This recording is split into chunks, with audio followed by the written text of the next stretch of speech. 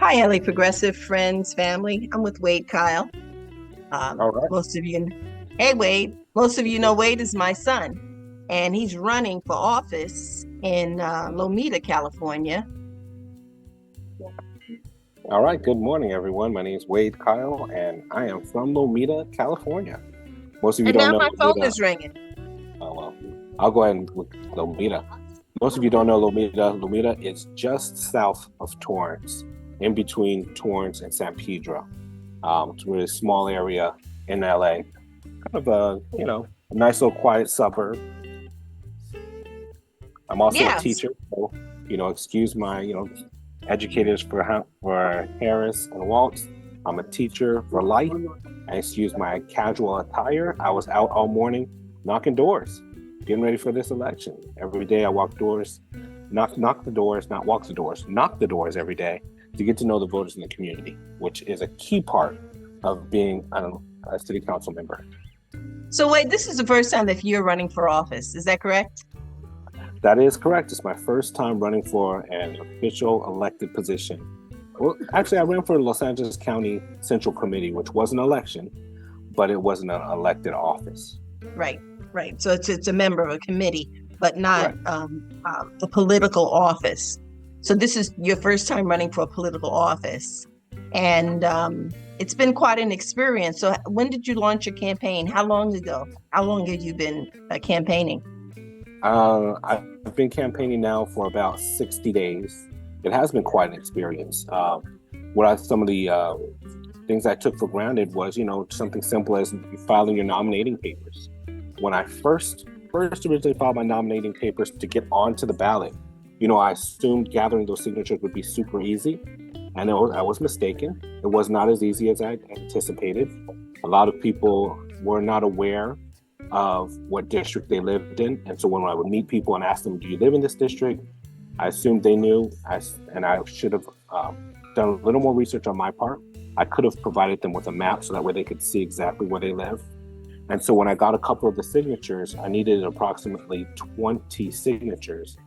I submitted 35 signatures, and 15 of those were disqualified because people either were not registered to vote, or they didn't know what district they lived in, or the signature didn't match. And so there's so many barriers to entry when it comes time to get on for the voter to actually be qualified, and then for the candidate as their first time experience to make sure that they have accurate and quality signatures for their nominating papers.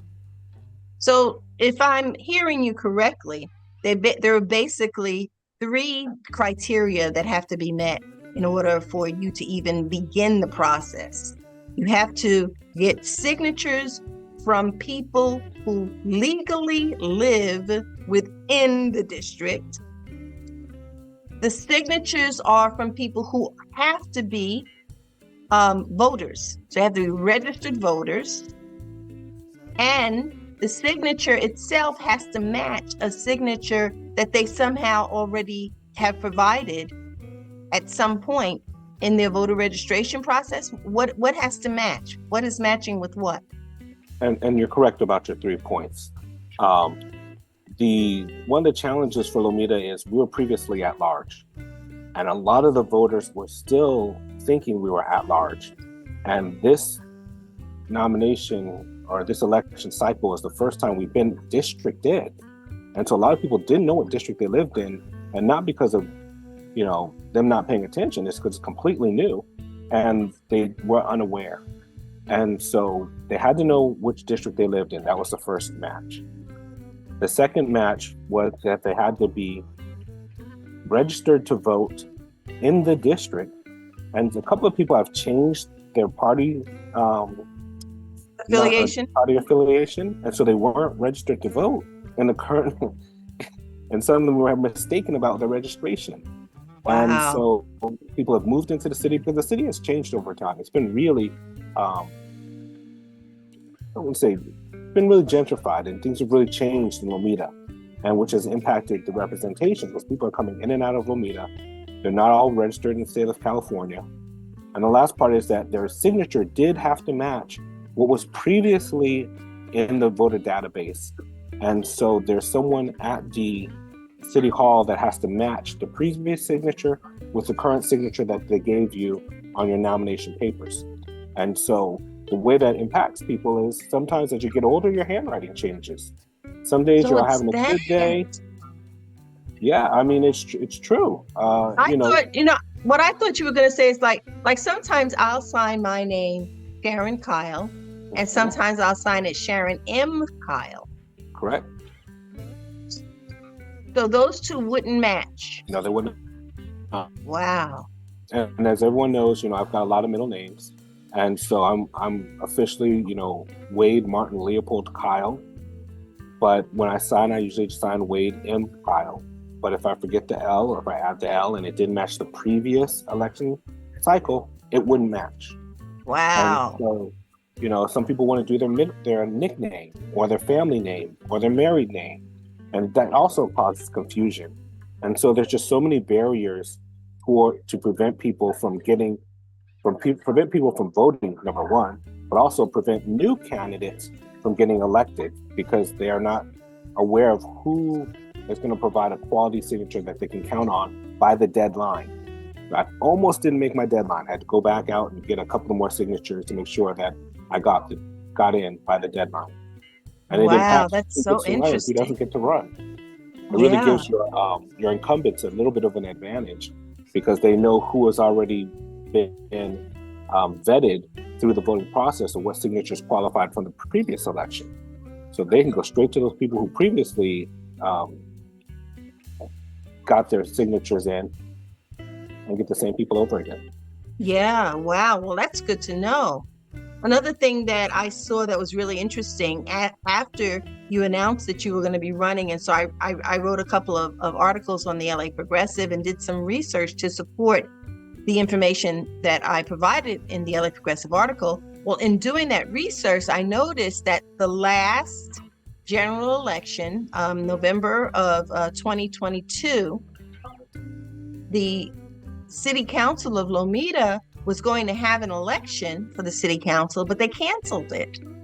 And it appears that they canceled it because they had someone who had petitioned to run, but they didn't complete their petitioning process. Is that what happened? Do you know why? There was someone who was running, and then it turned out the only people who were going to be running in that city council race were the 3 city council members who are incumbents. They were the only ones running, so they just canceled the race because it was just 3 people running and there were 3 openings. We were told as residents that not enough people qualified, and so therefore, rather than run the election, they chose to cancel the election. To me, that wasn't really the most responsible way of putting it out there to the residents. Technically, I probably would have asked the residents, can we get an extension of time to see if we can get the right signatures in for the people who are petitioning? But for the city council to make a decision on its own to just cancel the race, that caused a little bit of question amongst the residents as to, did they put it out to the general public? Was that something that was legal? We really don't know. We were just told that there weren't enough people. How many people did they outreach to? How many people responded? A lot of that stuff just wasn't given to us. So when you're out and you're door knocking, are you hearing reverberations from that decision that was made 2 years ago? Have any of the people asked you, what you know? I've heard reverberations. They don't generally ask what I know personally, but they do say that, we've had the same people in these seats for a number of years, people who have run and rerun and appointed people and then reappoint the same person they appointed several years ago.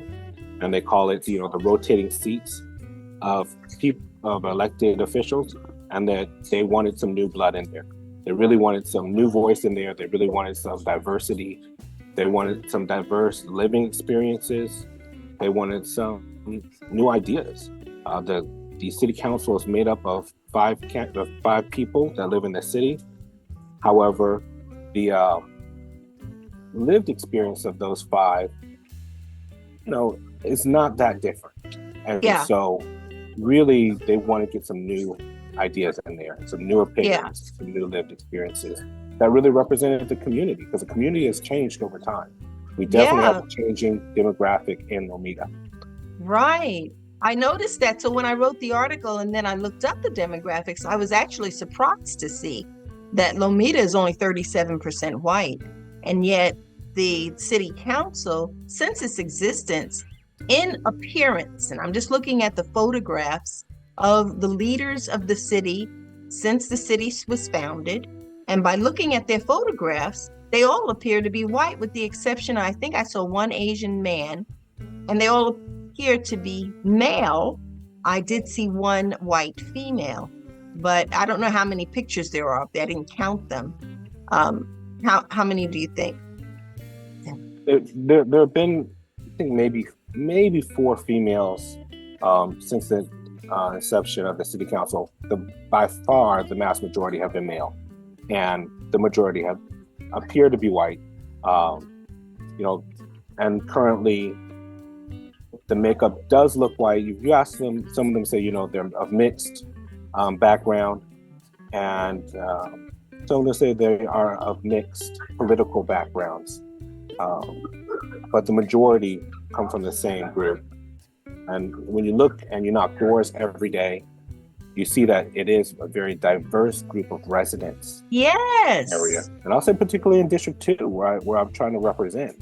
I love knocking doors. I do it every day, do it for a couple hours a day, just to hear from the people that live there, what are their experiences, where they're at, do they come to the city council meetings, you know, and how do they feel, you know, about the city, about its safety, about the parking. You learn a lot about the residents when you knock doors every day. Right, right. So before you decided to run, you were civically engaged in Lomita. I mean, you're a civic-minded person in general. So you were active in your teachers union, you're a teacher, you're active in the community where the schools are, where you've taught, but you're also active in the community where you live, which is Lomita. And so you were attending Lomita City Council meetings. Are those meetings well attended by the community at large? They're not well attended. There are a few people that do show up, but it's not well attended. And generally speaking, it's the same 2 or 3 people in the seats that were there last month. And you know, the community doesn't feel connected to the city council as it appears. And so they're doing some things to make some changes to that, which is, you know, some of it, you've got a mixed bag of success. And so it has been interesting to go to those meetings, sit down, watch, see who responds, see who presents questions, you know, to see the city council's responses to those questions.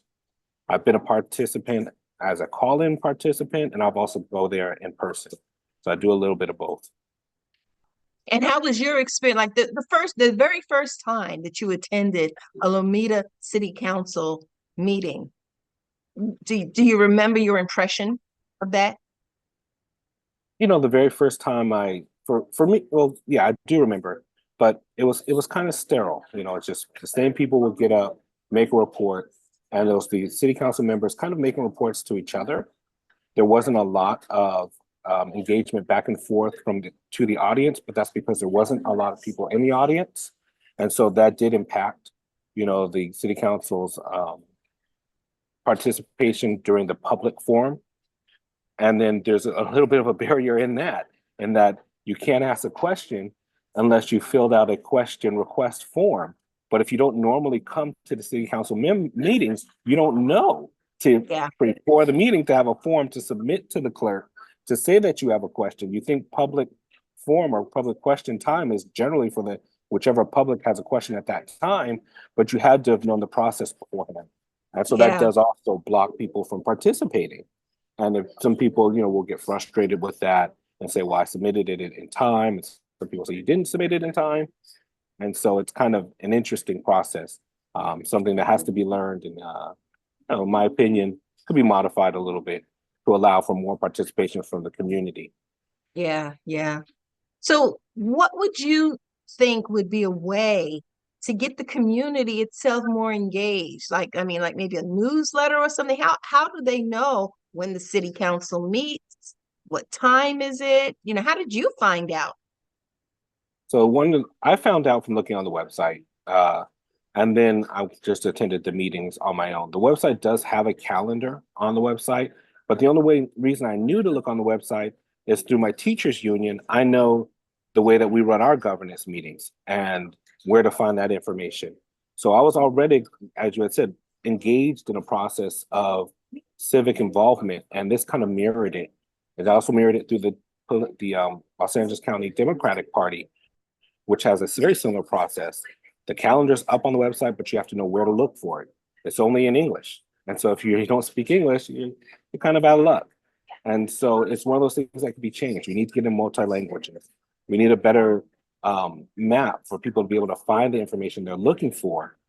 And then once you get there, how to make it more welcoming, really how to have some more visible signs. This is where you get your question submission ballot or your question form. There's a form you Submitted. have to fill out. Yeah, Right. but then it's not in the city council meeting itself. It's actually outside the door. And so if you don't grab it before you come in, you don't really know that it's there. And this is where the agenda is. This is what's going on from the previous meeting. These are our committee reports. There are questions, that I always have. Naturally, I ask a lot of questions. If I didn't get the committee report, where can I find the committee report so I can learn about what the committee wants to report on, and I can learn about what's going on in the city. That stuff can be just a little bit easier for the public to access, especially because it's not in many languages. It's only in English. That does prevent certain groups from participating in the process in general. But So, go ahead. so let's say I'm a resident of Lomita. Let's say I just recently moved there. I don't know anything about the website. I don't know anything about the scheduled city council meetings. And I find out that I live on a block it's a high traffic area. And I've seen a couple of near misses, people almost getting into an accident or someone attempting to cross the street and they have a hard time finding a place to cross. What would I do? How would I even know how to address that? If you were completely new to the city, you wouldn't know what to do about that. And so you would ask, I guess, if you really wanted to know, you'd have to find a time to ask people in the city what to do about that. You also can go to Lomita City Hall and ask, well, hey, this is what I saw. I'm having a hard time crossing the street. What can we do about that? And they'll direct you to the public safety committee.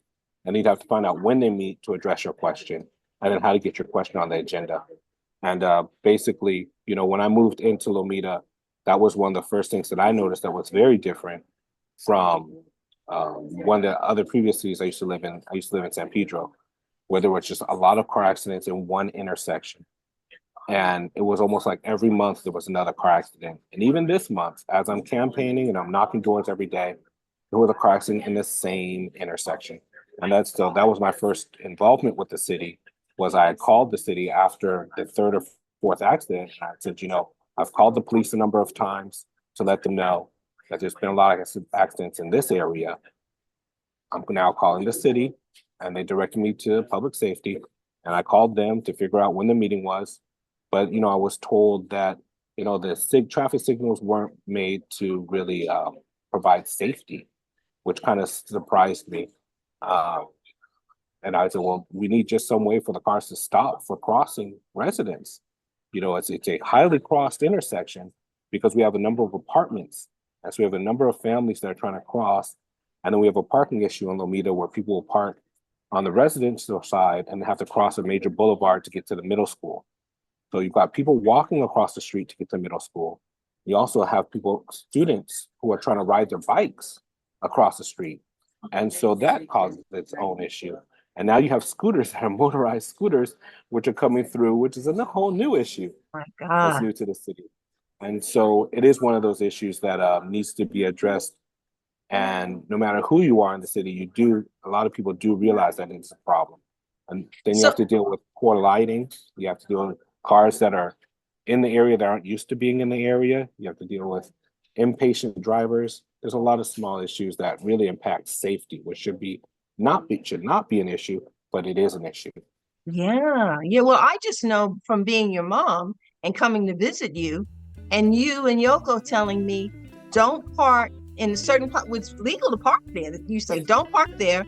There have been 3 cars hit, in the past 6 months that are parked in that one spot. And so whenever I visit, I first of all, in advance, I call you in advance so that you can have an opening for me in your driveway in front of your garage. Or if I don't call you in advance, I'll park 2 or 3 blocks away to avoid certain areas where you've already shown me that cars get hit there. So this brings us to the topic of at-large versus district-by-district races.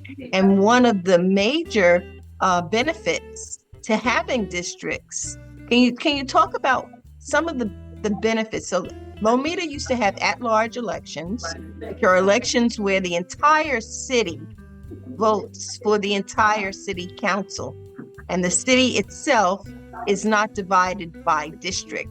But effective now in this election, November 2024, Lomita will be voting for District 2 City Council representative and District 4 City Council representative. So tell me, what are the benefits as it relates to even this traffic discussion that we're having? How would the traffic issue be more quickly remedied because you have districts as opposed to an at-large election? So with your at-large elections, you allow for people who don't live in the area get elected to the city council. With the districted, it requires you to live within a certain area. So I live in district number 2.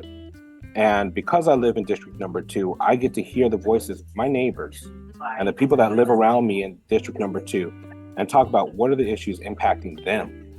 And that directly can go to the city council where we discuss the issues. Maybe my neighbors don't have time to go to the city council meetings that are at 6 o'clock on a Tuesday. Some of them work 2 jobs. Some of them have kids. Like, they don't have time to go to the meetings, but they do have time to talk to each other. I do have time to talk to them. And we bring those voices collectively to the city council to make sure that the city council is aware of the issues. If you live on the other side of Lomita, you may not be fully aware of the parking challenges, of the traffic challenges, of the lack of lighting in certain areas, and these all directly impact the safety of the residents. And so when you have these districted elections, it really is a benefit to the city because you have people that live in that specific district who have to talk to the people who live there, their neighbors, and their neighbors hold them accountable and say, this is what's going on in this district. There's too much construction in this district. There are too many trees in this district. And if you lived on the other side of the city, you would not be aware of it. Or you may be aware of it, or you may not know how deeply it impacts the people on a daily basis. For example, like you said, you have to park 2 or 3 blocks down the street from my house. And I'm not calling you senior, but I shouldn't have you walk that many blocks on a hot summer day. I am senior. I know. You're right. I am senior. I admit it. And on top of that, you're going to impact somebody else's house. You're going to be taking a spot that somebody else could be parking in. That's right. Really, you should be able to park near my house safely. But because the streets are relatively narrow and we have more housing and we have more residents that are living in that area, sometimes people hit the cars that have turned their left too wide. And not only do Yoko and I know that that's a bad spot to park, other people know that's a bad spot to park. So they're parking in other areas, impacting the other houses. Right. So quite amazing, the domino effect of having a city council where you have an at-large position when it doesn't really, they may or may not be fully aware of how deeply impacted it is to be in that one district. When it comes to the parking, it comes to the speeding, comes down to some of the safety crossing the street, kids trying to get back and forth from the middle school, and they're getting out of sports teams at night, it's dark. There's so many small issues that really get overlooked if you live on a different side of town. So that's the necessity of having a districted elected person. I am there, I hear you. I'm talking to my neighbors every day. Therefore, we can bring these concerns to the city council and we can let them know exactly what's going on. Wow, Wade, that is just, I mean, for a person that hasn't dedicated a lot of time in thinking about these things, a lot of what you just shared with us can just, like it's just not even considered. But district by district races really benefit everyone, including people who want to get engaged and would like to run for office. For example, now, let's talk about the benefits of having districts as opposed to running for the entire community as a candidate. So I'll tell you, I'll give you an example. I had a volunteer call me from George Gascon's office, asking for donations and asking me to put on an event. And I said, well, in my community, everybody's pretty much already on board with George Gascon. And I said, well, but why don't you send me a list and I'll do door knocking in my neighborhood. I said, just get a list out of your PDI. And they said, well, George Gascon's PDI, he's going to be for the entire county.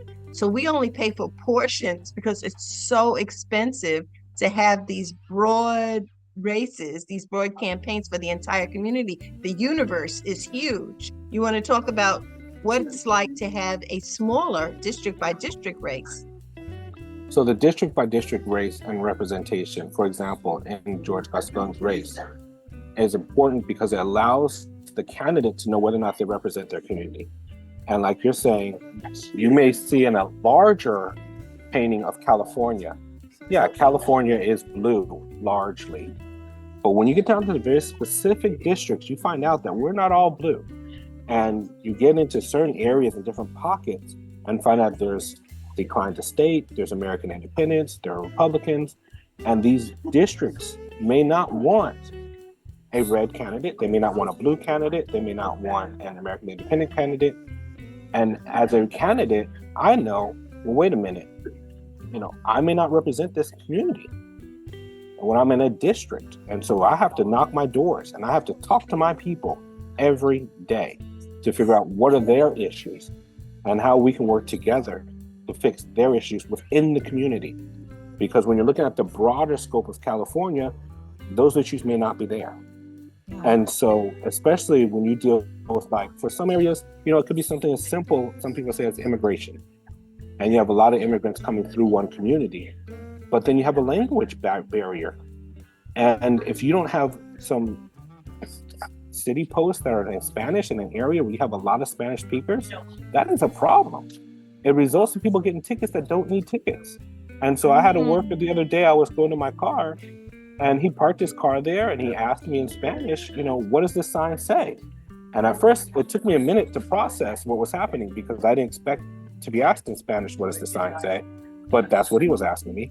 And I had to explain to him, was it safe here to park there on a Wednesday or not? Because he didn't want a ticket. It was a very easy question and a very reasonable question, but technically he shouldn't have to ask a stranger walking down the street. If our posts were half in Spanish and half in English, in a district where you have a lot of Latinos that speak Spanish, you could prevent people from getting tickets that don't need tickets. They're just going to work. But he didn't know, and he needed to ask. And so it's kind of a district issue, and it's not a broader scope of California issue, but it comes down to where you live and who are your neighbors. And when you live in a district, that's the easiest way to know or to get a candidate in the area is to talk to them, have it districted, and know, what are the issues impacting that district. And parking is one of the big issues in my district particularly. Yeah, it's hard to park in your neighborhood. It is. Yeah. And also, there are some other issues that people have within the community. Knowing, which neighbors are friendly, which neighbors are not friendly. Some people don't want to be disturbed. Some people, there's always an issue within the community. But how to work with your neighbor, how to talk to your neighbor, that's the key to, being a really good city council member.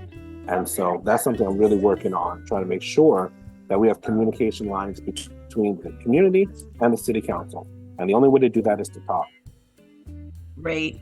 Well, Wade, it's been a real pleasure chatting with you. When is it time to to vote? When can Right people vote now. for you? Right Right now. now, right today. Basically, our mail-in ballots have already hit our mailboxes. I've already sent out my mail-in ballots because I know I'm super busy. So I Did you sent in vote my for Wade Kyle? I did vote for Okay. Wade Kyle, and I'll tell you what, I only voted for him once, and and you know I do think people should vote as often as possible, but you also only get one vote, and so basically I voted to make sure that I get my representation in, and you can vote from between about October 7th, you can vote until November 5th, and November 5th on Fat Tuesday, I always call it, but November 5th is the day that you must have your stuff posted and postmarked if you're going to mail it in. After that, it's illegal. That's Which right. I was And then good. there are voting centers. People can Right. they can vote by mail. They can go to a voting center. You can make sure if you're going to vote by mail that it is postmarked Right. November 5th by midnight. If you put it in a box and it's already been collected, too late. So okay, well, Wade Kyle, running for the Lomita City Council District 2. I've been having a heck of a time finding a map of the Lomita City Council districts. I'm going to keep looking because I do want to show one for this video. But Wade, thank you for joining us. The LA Progressive community is cheering you on. We love to see young people getting civically engaged, and we think that you're a wonderful example of the way that you're supposed to be engaged in your community to get your community to do the stuff that you need done. Thank you, Wade. And can I add just one more quick thing? You know, I'm not super young. I'm graying out here. But one of the few things is when you elect new people into the city council, you give hope to the younger generation that they too can accomplish something that you may have thought was unattainable. And so that's one of the things I do here when I'm knocking doors is people saying, wow, I didn't know I could run for this. And I tell them, yeah, the city council meetings are Tuesdays at 6 o'clock. You can show up, you can hear. I'll even show you how to fill out your nominating papers. So when you get in new blood, you invigorate the young people, you really encourage the young people, hey, this is open to you too. You can do this. But when you have the same people from the same group always rerunning, it kind of puts up like an invisible wall. And some people feel like they cannot do it. And so it's always important to let people know you can do it because we still need a young group to help us as we get older to be the new generation of leadership. And so it's needed. Yeah. Okay. Thank you, honey. And as far as I'm concerned, you're always going to be young because you're my son. And I'm not old. So then you can't possibly be old. Yes. All right. Thank you very much. Have a good one. All right. Bye-bye.